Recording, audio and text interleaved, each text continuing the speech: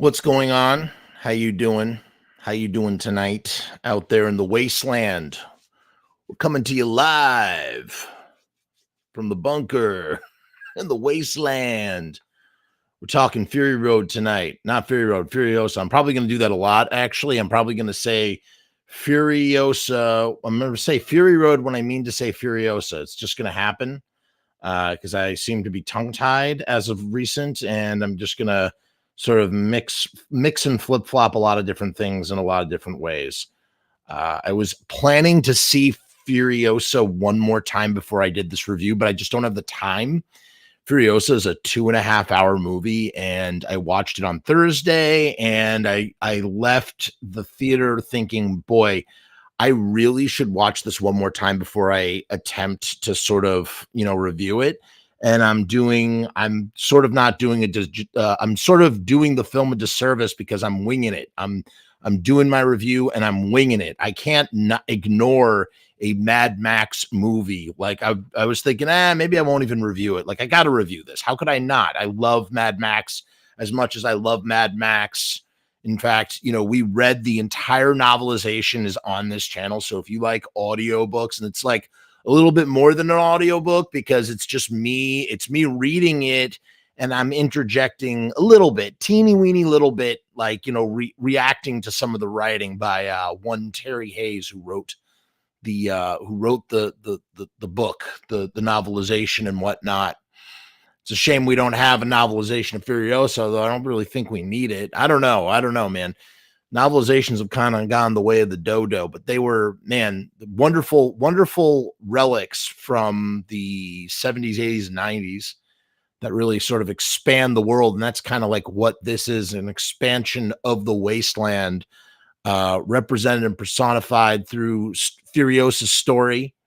Okay, so I'm going to do my best to talk about this movie. Like I said, I only saw it once, but I'm still thinking about it. I'm still mulling it over. When the trailers came out, and again, we were supposed to do a trailer breakdown, frame by frame with fellow Mad Max obsessive Tank, aka Jonathan Grimm. We've had him on here for Grim Tales and whatnot. You might know him if you are a big Mad Max fan or a Wasteland guy. You know him as the Humongous. He's like the Humongous. In fact, people take pictures of him thinking that he is, or people share photos of him thinking that he's actually Humongous. They think they're stills from The Road Warrior. That's how close it is, and you would only know it. You'd only know it's Jim, Tank, whatever, a million nicknames because he's got a Misfits tattoo. We were supposed to do a trailer breakdown. Didn't happen. So as you can see, I'm incredibly underprepared for this, but I'm going to do my best. I do have lots and lots of thoughts, and I'm just going to start. Let's start simply by saying, where we stand with the movie. I thought it was great. I loved it. I did. I loved it. I don't think it's perfect. Here's the thing. First, let me say that I think Fury Road is a masterpiece. I thought it was a masterpiece the moment I saw it in the theater. And almost 10 years later, I still think of it as a masterpiece. In fact, the movie only gets better with age. It's never dulled. It's been hailed as the greatest action movie of all time. Some people say it's the greatest action movie of the 2010s. I would say that it would not be brash or irrational to note that it is absolutely the greatest, if not one of the greatest action movies of all time for a variety of reasons, obviously. So whatever was going to come afterwards, like how could it possibly keep up with something like Fury Road? Like the expectations there, you can't, I mean, it's impossible to sustain greatness like that. And I got to tell you, I got to hand it to George Miller, like all respect and credit to George Miller, because he comes darn fucking close to doing it. At the end of the day, I really, really love Furiosa. It is definitely flawed. It has its flaws. Or at least it feels like it has its flaws. I think I will be able to solidify that. Like I'll know truly what is what upon a second viewing. But like I said, this week. It's crazy. Like, how am I going to see the movie again? It's 5 hours of movie. Like, I just couldn't do it. It wasn't possible. I just had to go through this. So I am. Um, my reactions when watching the movie. I mean, the thing, and obviously we're going to spoil the shit out of it. So if you haven't seen Furiosa, please support Furiosa in the theater. Like, this is a movie that deserves to be seen in the theater. Like, forget about all that box office bullshit where people are like, oh, it's fucking burning at the box office. Oh my God, it's flopping. It's like, shut up. Shut up. You really think anybody's going to be talking about the box office a few years from now? Nobody is going to care, man. Nobody's going to care. It has a similar trajectory that Fury Road did. And Fury Road, for a rated R movie, the fourth sequel to a franchise that was 30 years dead, with fucking the main star of the first three movies not even there, was a Oscar-winning critical and box office commercial success. I mean, just incredibly successful by all measured amounts. So the idea that Furiosa, because Furiosa isn't performing where they, you know, maybe projected or had expectations based on an overblown budget of 160 million. The budget was 160 million dollars. It wasn't supposed to be 160 million dollars. Apparently there were production problems along the way. This is not me defending Furiosa. Furiosa doesn't need defending in that kind of way, but it's just to sort of acknowledge some of like the disinformation, misinformation that people seem to like, you know, trip over when thinking about Furiosa. So like, let's like put that on the shelf. Like, that doesn't, all that box office stuff does not matter. It really does not. However, you should still go see it in the theater, because that's the best way to see this movie. The presentation is meant for a movie theater, and you're going to be wowed, especially when you get to that sequence that they shot for 78 days, 12 minutes of footage for 12 minutes of finished film, and it took 78 days to shoot. And it's spectacular. It's on par with anything that's in Fury Road. I've heard some complaints about like CGI taking people out of the movie. There are a few shots that are definitely have suffered from a little bit of CGI-ness. I'm not going to hold that against this movie, because again, this is like the scope of this work is so friggin' vast and huge. You can't, I mean, how could you dwell on such a frivolous detail, to be quite honest? And I mean, again, all of this is, you know, my friend said it. My friend Bob Rose, who used to be on the channel all the time. Shout out to Bob. Probably going to reference Bob several times, because Bob and I have been talking about this in private messages. It's going to die by comparison. I like that vernacular. It's going to, you know, Furiosa is going to be, you know, like poked and prodded, because it is connected so deeply and intimately to Fury Road. But we need to assess a few things about what exactly Furiosa is and what exactly Furiosa isn't, in order to fully assess like what it does really well and what it does not so well. And like I said, it's not a perfect film. It's really great. When I got out of the theater, I was sitting there and going like, like I really need to sit and think. Like, I actually have to think about like why. I know it's great. Why is it great? Like, what are the things? It's not coming to me so effortlessly. I mean, I sat there floored for 2.5 hours, you know, but yet still, like, I'm having trouble verbalizing what it is that makes it great. You know what I mean? Should that come effortlessly? I don't know. I mean, sometimes it does, sometimes it's not. I mean, why do we rewatch things obsessively? Like, Fury Road is a movie I could rewatch over and over and over again, and I have, you know, and I couldn't, you know, there's just some certain movies that you could just watch over and over and over again. Don't even necessarily need a reason. I guess the really, really great movies, those reasons come to you so effortlessly. But again, to go back to what is like, let's talk about this question. See, I'm going off the top of my dome here. I have no prepared fucking notes. This is making this not entirely easy, as in my impromptu decision to do what I'm doing right now. What is Fury Road? And more importantly, the reactions on Twitter, on Facebook, on just like social media in general. Do people understand what Fury Road is? Furiosa? Do people understand what Furiosa is? And I don't think they do. I do not think they do. I think that a lot of the reactions I am seeing to Furiosa are in part to the fact that they're just not understanding what the fuck this movie is. The movie is not, it's not a Mad Max movie. We can't call this a Mad Max movie. To use a Mad Max, we're going to get very semantic here for a minute. To use a Mad Max Saga underneath Furiosa is pretty accurate. It's like trying to say, like, you know, in the same way, like you would say, like a revenge picture or a terrifying movie. It's being used as an adjective, right? But it isn't. It's not. It's not in. It's not like. It's not canonical. Canonical. It's not in canon in the same way that the other ones are. You know, I would go so far as to say, you know, some people are saying, oh, it's a spinoff. Oh, it's a prequel. It's a prequel to Fury Road, which is true. It does chronologically take place before Fury Road, but it's not the narrative is not, well, Fury Road is an unconventional narrative in and of itself. And this is also an unconventional narrative in and of itself, but it's not the same.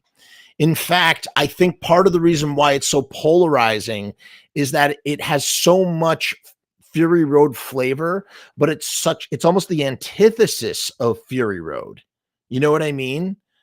There's a lot, even though the story is, you know, relatively simple, there's a lot of detail and nuance inside of Fury Road. There's a lot of stuff going on. There's a lot of big sort of themes. There's all these strokes working at play. Furiosa is, it's vast and it's intricate. There's a lot, there's, you know, you have all these different factors happening. You have all these different sort of like plot lines going on with Furiosa kind of driving, being the main drive. Cause you have Dementis is trying to do his thing. You have Immortan Joe trying to do his thing. Everybody's kind of all over the place. Whereas with Fury Road, it's just like, hey, we are running away from the bad guys. And then we're turning around and we're running through the bad guys. That's it. That's literally the story within the more nuanced, the more nuance that's going on. And we're not really getting that in Furiosa. And this is the reason why. I'm going to stop burying the lead right now. Furiosa is not, it's not a Mad Max sequel. It's not really a prequel, though we're going to talk about how it suffers from prequelitis. It is a fucking Silmarillion. That's what it is, man. It's the fucking Silmarillion. You know what the Silmarillion is? J.R.R. Tolkien basically had a companion work to The Hobbit and The Lord of the Rings, and it basically just talks about the expansive world of Middle-earth, right? Like it talks about the mythology behind, you know, this guy and that guy and side stories. And the same, you could even say the same. George R.R. Martin has done the same thing with his Game of Thrones books. He has there's something, I think there's something with fire. Maybe it's the Targaryen. There's a Targaryen book or something. There's something that basically it's a compendium. So the way you have to look at Furiosa, it's a fucking compendium, man. And the thing is too, going back to the narrative, it's not a straightforward narrative. In a way, Fury Road is way more straightforward because it's so, first of all, it's very condensed in its time. It's literally, it takes place over 2 or 3 days, right? It's condensed, and we're following like the straight track of these characters going from point A back to point A. Ironically, they're not going to point Z. They're going back to point A. They do a U-turn, as some people have criticized Fury Road for such things. On the flip side, Furiosa is a history told by the history man. At the beginning, the guy with the tattoos on his face, he is the narrator. And these guys, and if you read the comic books, they're in the comic books too. These guys are the basically human dictionaries. They are the keeper of an oral tradition of human history, going back before, you know, the fall of everything, right? And they're the keeper of all of our stories. And George Miller has talked about in great length about how Mad Max is, it's the hero's journey, it's the samurai, it's the man with 1,000 faces, it's the man with no name, it's the Western, it's the it's kung fu, wandering around, righting wrongs, and this, that, and the other. And so the details don't exactly have to line up. And it's, there's a beauty to that. There's a beauty toward the like the asymmetrical sort of logic to that, where from Mad Max to Mad Max the road, from Mad Max to the Road Warrior is very much like a sort of like a follow-up, and then from the Road Warrior to Thunderdome and Road Warrior are almost like variations of the same story, and then Fury Road is almost a variation of that too. And it's basically you have this wandering guy who goes around, falls in with a group of people, and has to help them, deliver them from chaos. And that's what Max does. So when people criticize Max for not even being the main character in, say, like Fury Road, which is a whole other conversation that I'm not going to get into, the reality is that he's always, except for the first movie, that's always kind of been the case. He comes along and he helps out. He finds his humanity. That's the thing. Max is like this ever, he's parabolic. He's parabolic, right? He goes from finding his humanity to losing it again, to finding it to losing it. And that's part of like the mythology of it too. You know what I mean? So he finds his humanity at the end of Road Warrior, and then he loses it kind of again. And he finds it again in Beyond Thunderdome, and then he loses it again in Fury Road. If you read the comics, these movies are actually all kind of take place. They sort of do, or it's sort of alluded to, at least in one of the comics, that they all kind of take place. And after the Road Warrior, after Thunderdome, or during Thunderdome and Beyond Thunderdome, Max is trying to rebuild his Interceptor. So what you see at the beginning of Fury Road is Max rebuilding the Interceptor. I've heard fan stories too, and we talked about this a little bit. I've heard fan stories of like how the feral kid in Mad Max 2 is actually Tom Hardy in Fury Road. I love that fan theory. I know George Miller has dispelled it, but to me, like that feels so in fitting with like this world where facts are very sort of ambiguous. Facts can be molded and pulled and stretched like putty. And that's kind of like what Furiosa is doing. You have the history men are telling the history of Furiosa, and that's why it's divided into 6 chapters, and that's why it sort of jumps around in its in time. You know what I mean? It's not the time thing is not. It's done because the narrator is a little unreliable, he's slightly unreliable, and that comes into full focus by the end of the movie, where we're left with multiple interpretations as to what sort of happened between Furiosa and Dementis, right? So people are getting tripped up because I think they're getting tripped up for a few reasons. Reason number one, people are pissed off that there's no Mad Max in a movie with a title like Mad Max Saga. We do get Max. We do get Max for about 5 seconds. And you want to know something? Like, that's okay. That's friggin' okay. Like, he shows up, and it's implied too that I'm seeing online. I personally don't buy into this. Some people are saying that Furiosa was rescued, that she's rescued by Max. That's why we see Max, because right after that, she's rescued and sent to the maggot farmer. Furiosa cuts off her own arm like a friggin' coyote, and that's how she loses her arm.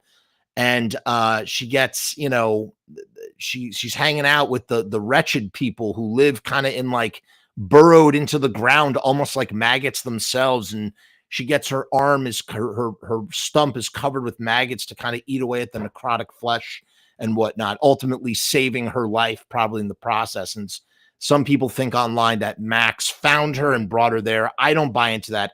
And that's the type of like prequelitis, like prequel retcon syndrome that I can't stand. We see that in Obi-Wan. The Obi-Wan the Obi-Wan series, which was fun, but it almost feels like fan fiction. And we see that Darth Vader and Obi-Wan actually met up in between episode 3 and episode 4. And I don't know, it doesn't work, man. I hate this. I hate this when they do that. I hate when they do that stuff. So I don't think Max saved her. I really don't. I think she found her way back, and it was just a cool way to just sort of have Max in there for 5 seconds. So semantically, it's a Mad Max universe movie where Mad Max appears for 5 seconds. Because of that, you can call it a Mad Max Saga. I'm okay with that. I really, really am.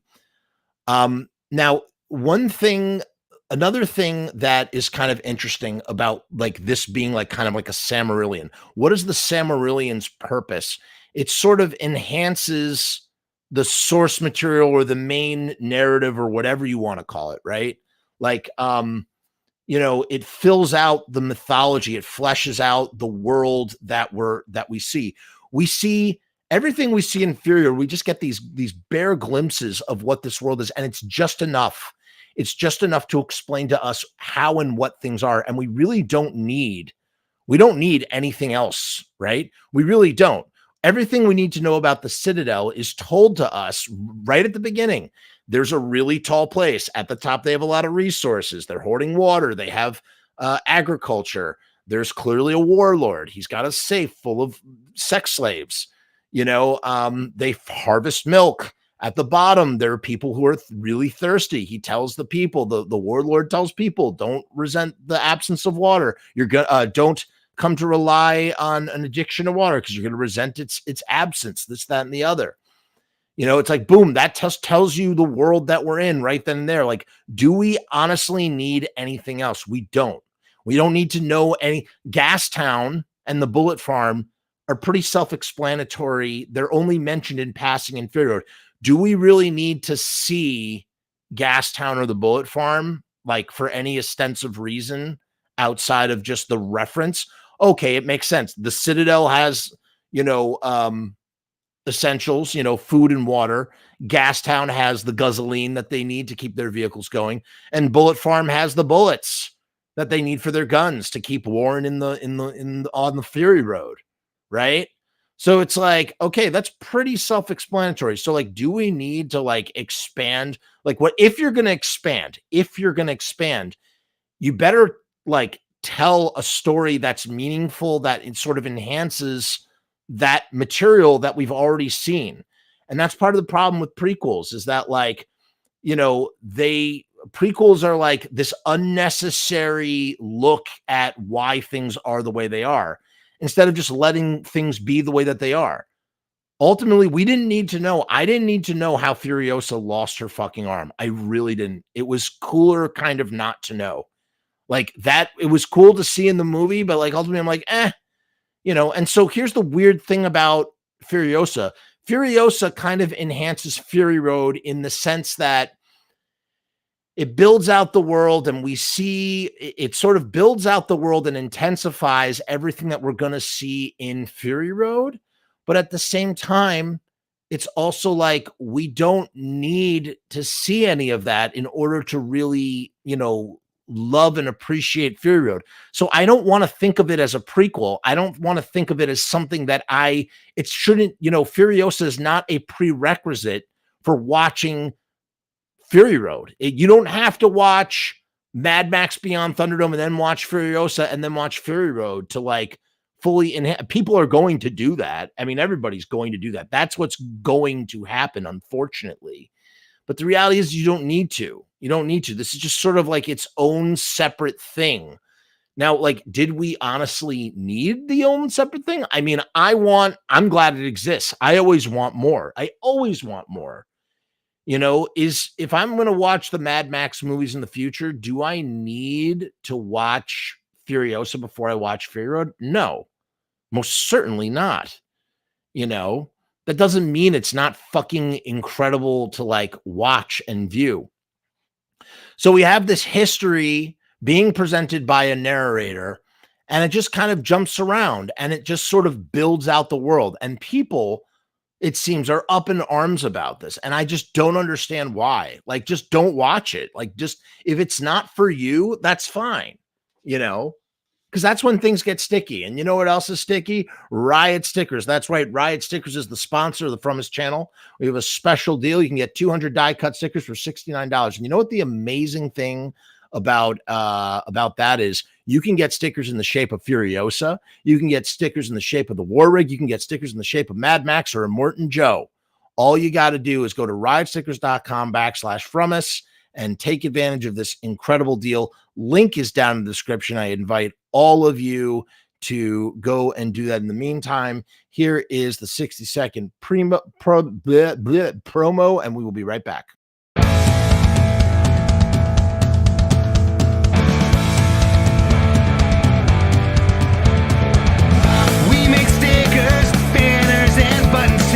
Posters and promo cards, there's nothing we can't print for you. From stage backdrops to bass drum heads, we can print on shirts, we can print on hats, we can print on pants. Cheap prices and high quality, quick turnaround times and free shipping. We also offer free artwork support, great customer service, and so much more. We are the bomb. Riotstickers.com. Riot Stickers, we are the bomb. Riotstickers.com. Riot Stickers, we are the bomb. Riotstickers.com. Riot Stickers, we are the bomb. And that is a promise. Now, what's really interesting choice here. And here's the thing too, like, again, people don't understand. This is something that I think people are getting really confused. Going back to the notion, my thesis here is that this is the Silmarillion. You have to take this in like it's a Silmarillion. If you don't take this in like it's a Silmarillion, then it's going to really friggin' bug you. But ultimately, when Miller wrote this, when this was getting written with by Miller and the other guy, Nico, who actually plays the grease rat in Mad Max 1, when they are writing Furiosa, it is really just in service to Charlize Theron, who is going to read the backstory in the form of a screenplay. It was written as a screenplay. She's going to read this screenplay, and it's going to inform her character for Fury Road, because at that point in time, they weren't thinking of making a trilogy. They were like, we're making Fury Road. And they were so expansive and so meticulously detailed with the world that they were building in Fury Road, as they were kind of like revision. I mean, this was a revisioning of the Mad Max world, that they wrote this whole story, and they became so entranced and charmed by this character who, by the way, was really the impetus for Fury Road in the first place. It wasn't Mad Max. It was this character who was, running away, who was being chased and carrying wives with her. And then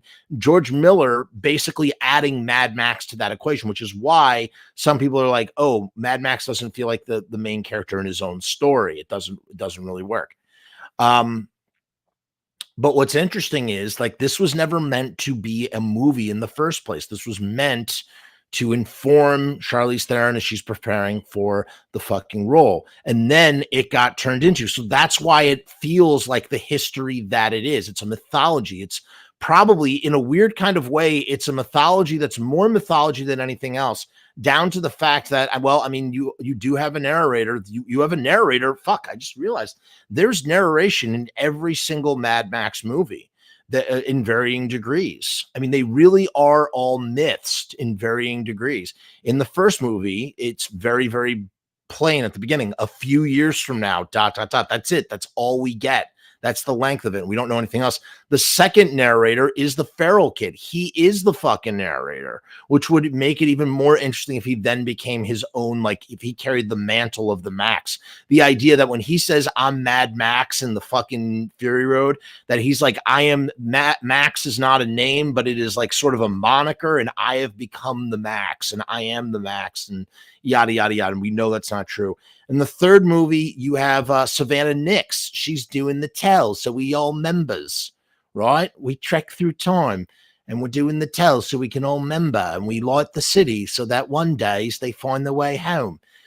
Every single one of them is a story. It's a story that's being told to us in a certain kind of way. In the case of Fury Road, it's a story too, because at the very end, there's a quote from the history men. And that's to tell us like what we're seeing is a story. And then finally, we're getting the history man narration all throughout the movie. And, it eventually concludes with an ending. Everything's presented pretty much as like, as what is kind of happening as per the history men, except for the very ending. And this is very interesting. I actually pulled this up because I was still trying to figure this out. It's the main reason why I wanted to really rewatch the movie before I wanted to rewatch Furiosa before I did this, and I'm sad to say I did not do that. But I was trying to figure out like what's going on at the end, what is happening. We get this whole face-off between Dementis and what's her face, Furiosa, and she's ready to kill him, and she's not going to get the satisfaction that she's hoping. He's basically saying, there's nothing you can do to me. My family's dead. Nothing matters. It really is sort of like he's a nihilist. He is a nihilist. That's what Bob was saying. It's really just sort of like this bleak, like nothing matters. We don't matter. None of this matters. The world is over. And the idea is like this whole time she's been carrying this peach pit from the green place. Sidebar real quick on the green place. A slight criticism. I would have liked to have seen more of the green place. The green place is treated very much like the Citadel at the beginning. We see some solar panels in the back. We see that there's this sort of peaceful situation, peaceful civilization that's living in a crack of the earth. So it's kind of funny how the green place is really just a variation of the crack in the earth that we saw in Mad Max Beyond Thunderdome, right? And I just feel like we could have had a little bit more of that. Like you could have maybe even taken away from something else and give us a little bit more of what the green place is about. And I guess the ultimate reality is that we don't need to see more of the green place because it's about her trying to get back to the green place. It's the idea that like the green place represents hope. It represents the future. It represents, the chance at peaceful civilization. Right. And like the idea that like eventually it doesn't exist, that it's gone. And the idea that like she carries this dream that one day I'm going to make it back there. I'm going to make it back to the green place. And that comes in the form of a peach pit, right? She picks a fruit at the beginning and she holds on to this peach pit. She gets abducted. She holds on to by Dementis's goons. She holds on to this peach pit for 20 years. You know what I mean? And it's just like, it's hope. It's hope. And it's also this guy. I like this Reddit. This is a Reddit. I cut off the name of the person who left this. That's wrong. This is from the Mad Max Reddit and it's the Furiosa ending. And I just want to Receptor Hole, I think is the name. It's half cut off. It's a screenshot. I'm sorry to say, which is really kind of upsetting. Actually, I might as well just share it here with you real quick. Let me see if it'll work. Yeah, boom. There we go. Okay. So this is what people are trying to decide what happens at the end of Furiosa. Basically, at the end of Furiosa, she turns Dementis into a fucking tree, and we have no idea if it's real or not. We don't know if it actually happens. Here's what someone says. Is it true or is it not true? Because the history man comes back and he's kind of narrating. He's narrating what kind of happens. And one of the main reasons why I wanted to rewatch again is because I didn't know what he was saying, like the verbalization of exactly what he was saying. This is the one thing that annoys me about watching a movie on the big screen. I wish there were captions and I wish I could have read exactly what he was saying word for word, because I really think it matters in this case. But we see an image of Furiosa blowing Dementis away. And then the history man basically goes, well, that's one version. And, another version, what Furiosa told me personally is this, that, she basically takes that pit and she brings him back to the Citadel and she basically grows a fucking tree out of his dick. Like or out of his chest. I don't remember, it's his chest or it's his dick. She grows a tree. And when that first fruit blooms, and it's kind of interesting how she waits for a fruit to bloom. When that first fruit blooms, that's when she goes off to gather the wives. And it's interesting how it's Anya Taylor-Joy and it's not Charlize Theron, right? Like, it's kind of interesting, like how, like, literally overnight she transforms from Anya to Charlize. I think that's kind of weird. Here's what someone says. It's absolutely true. From a narrative perspective, it's the best solution. The seed was a metaphor for innocence. Innocence became vengeance after her mother was murdered. After her scene with Dementis at the end, she realizes that killing him will change her permanently, making her like him. So I love the idea that if he really was turned into a human tree, like that's the best ending. That really is the best ending. That is really the true revenge. Killing, as Mad Max finds out, killing the people that killed his family did not make Max feel better. He just continued to be an empty shell of a man. What's interesting about Mad Max, it's not the world actually ending that causes Max's world to end. It's that his family is killed. So it's a guy who wanders through the end of the world, continuing on and surviving, not because it's the end of the world, but because his family fucking died. That's the end of the world. Almost just uncaring that it's the end of the world. You know what I mean? Here, let me continue here. Here's another interpretation. Oh, sorry. Let me finish what I was saying. So after her scene with Dementis at the end, she realizes that killing him will change her permanently, making her like him. Her solution is to plant the seed in him and let her innocence kill him and nourish a new beginning for her. So I don't know if it doesn't have to be innocence per se. I think it could just be hope. Like seeds generally represent hope in stories. So here it could just be hope, the hope that she'll return to the green place. And so she's killing him with her hope, not necessarily with her innocence, because I'm not really sure she's very innocent at this point. But I like the idea nonetheless. I like the idea that she's nourishing a new beginning for her. This concludes both her and Dementis's arcs, each in reverse. The fruit that this tree bears, literally and deliberately shown at the end, is the liberation of the wives in Fury Road. It brings the entire two movies full circle. It is brilliant and visually poetic. This is how screenwriting works. Of course, she planted the seed in him. It's the only thing that makes the story make sense. And what's interesting is going back to the idea of prequels, showing us shit that we don't really need to see how it became. We don't need to see how she got a robot arm.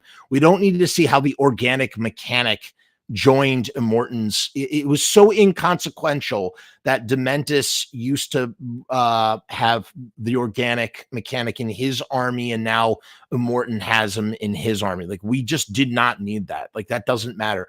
But the idea that somewhere in the Citadel, she's used a fruit, she's used a tree from the green place, a seed from the green place, to exact the revenge against the guy who murdered her mother when she was stolen from from the green place.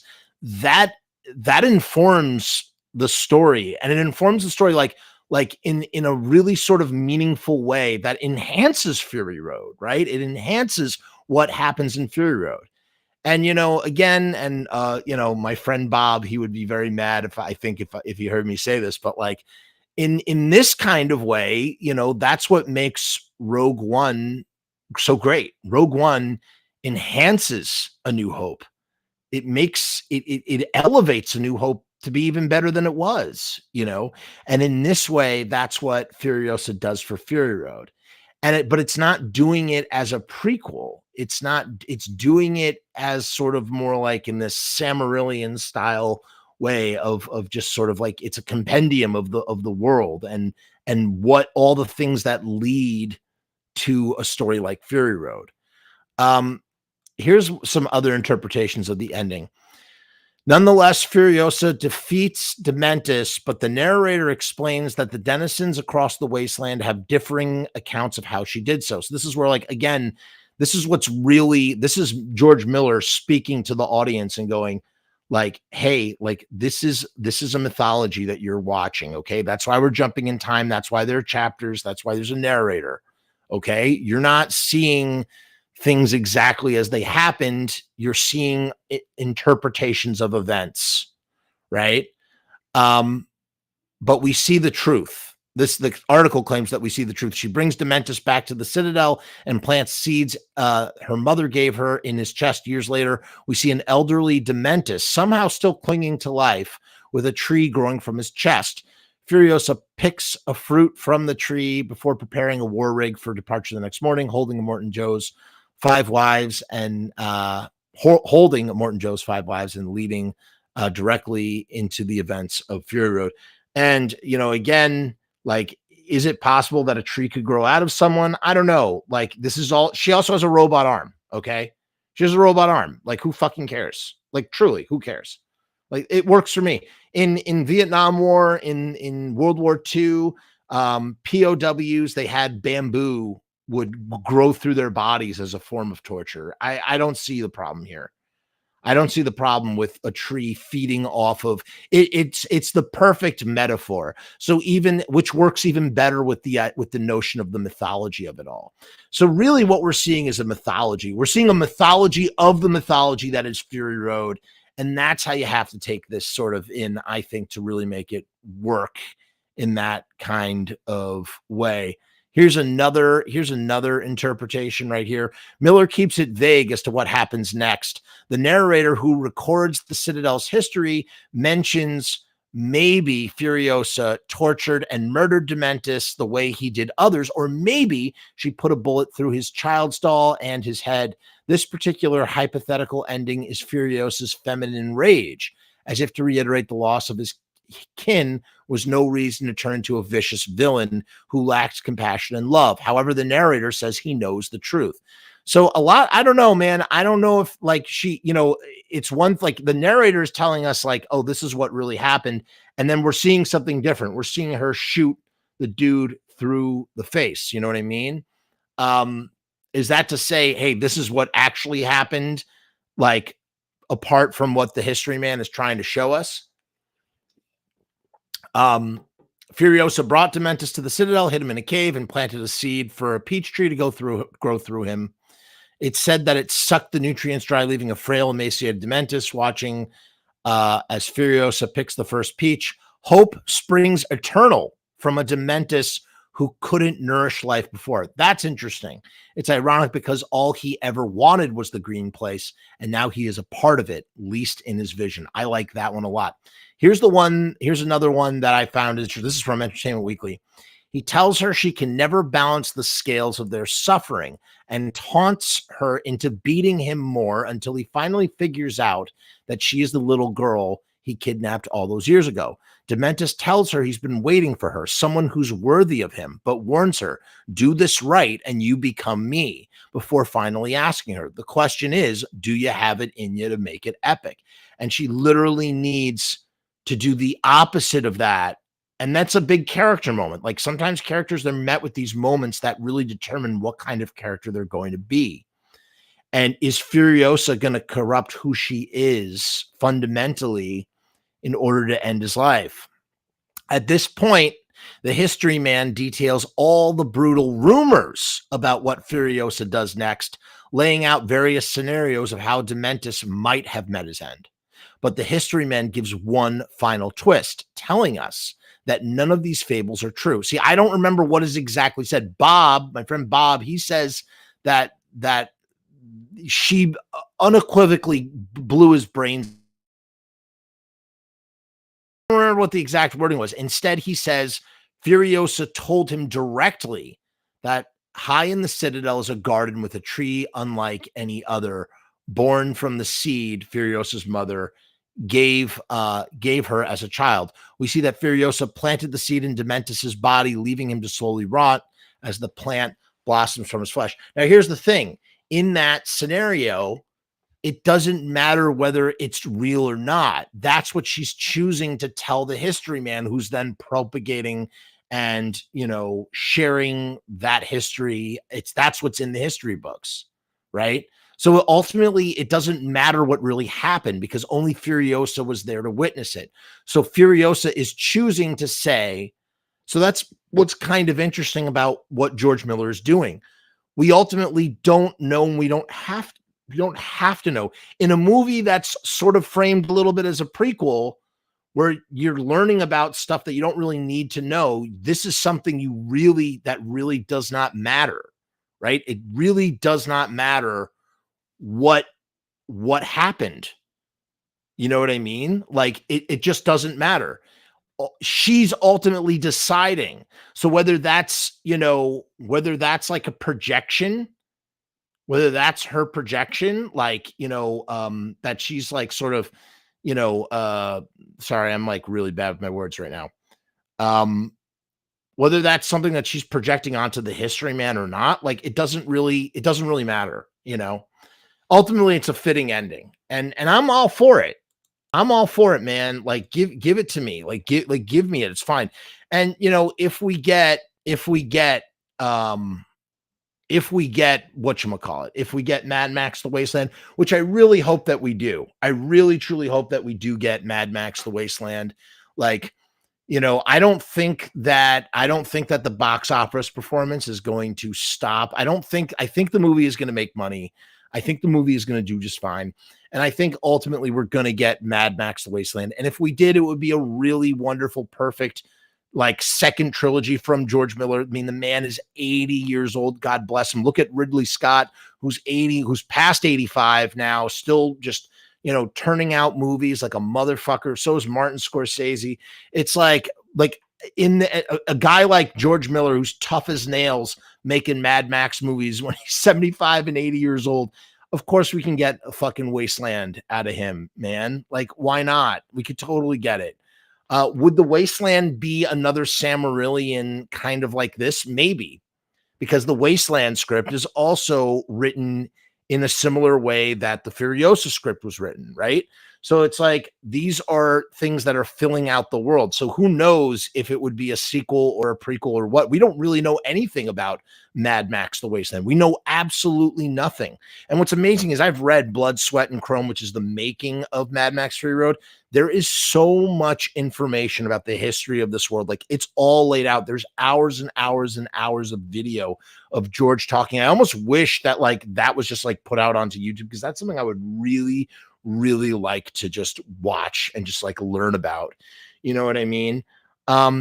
It's very possible that Mad Max The Wasteland maybe it's just another Silmarillion sort of situation. And ultimately Fury Road is the conclusive piece. And if that was the case, I'd be okay with that too.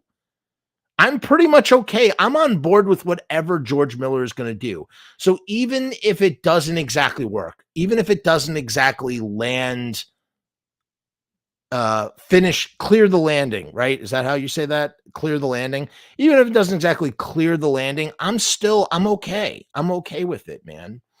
I will watch Furiosa again.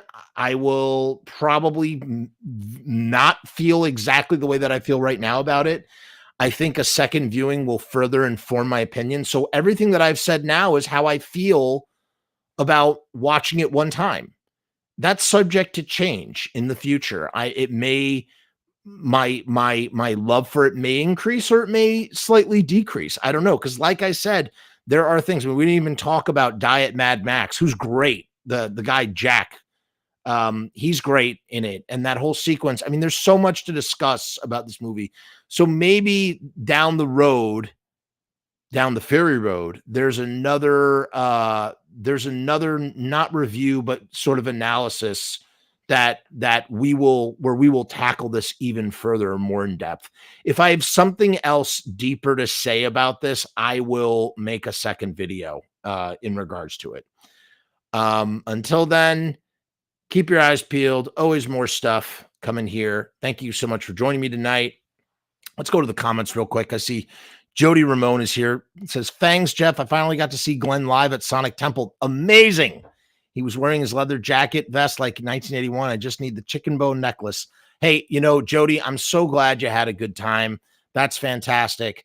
We have Tabletop. I don't know if Tabletop Bob is still here because he said he will need to watch this later. Hope all is good. Thank you, Tabletop Bob. Hope you like it. We'll talk about it when we next see each other. We'll talk about that movie. John Smith says the next movie will be a Max movie. His year leading to Fury Road, which is the third part in the trilogy that was done first, because that's where the money was. Okay, so I guess Mad Max The Wasteland is basically sort of similar to what's in the comic book. Again, is that a story that we really need? I don't know. I guess it's definitely something I would want to watch.